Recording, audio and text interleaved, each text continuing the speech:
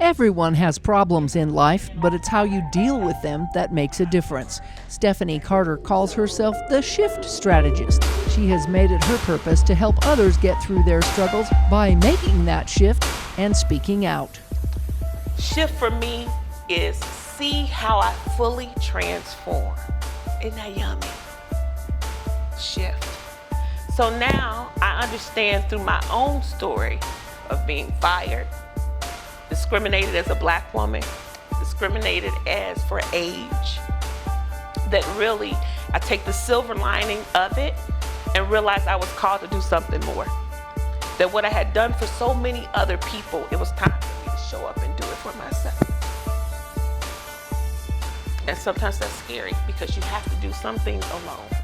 At a youth empowerment social, or Y.E.S, Stephanie sees the world as a classroom.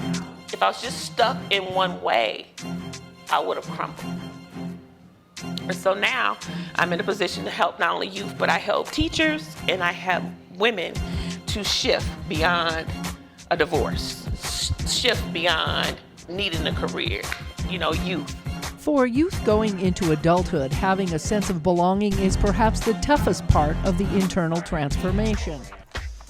Like Steph said, we all have time, but making the most out of it is the thing that we got to focus on. You look around the room right now, we all look different. There's some similarities, but we all look different.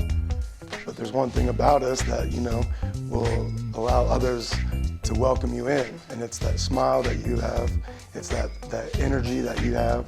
That smile is gonna help break down a lot of dark and negative things in some people's lives. So it's how you see yourself on the inside that makes a difference in your own life. When someone asks you who you are, you're like, oh, you say your name, where you're from, but I'm Star, I'm energetic, I'm joyful, I'm passionate, I'm loving,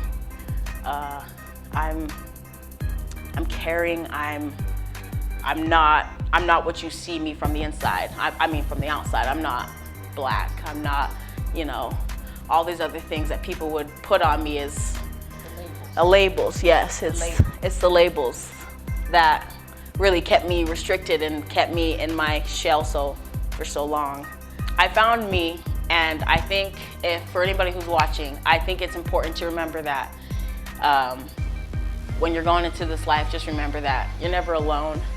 You may feel alone, but you're never alone. It's finding that purpose in life that helps you achieve not only your own goals, but to help others as well. Been able to find ourselves here and really understand that maybe I'm not here just for me. And that was kind of the realization probably about 7 years ago, as things started to pick up, was okay, this is bigger than me.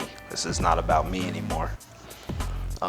This is about how we can help others with the skills and the talents that God has given us, and how can we make an impact.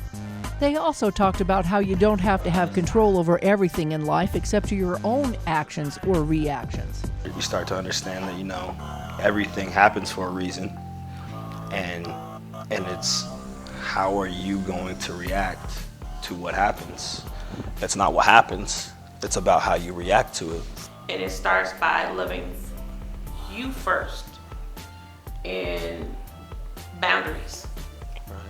We don't talk about boundaries. We talk about tolerations and things like that. Right.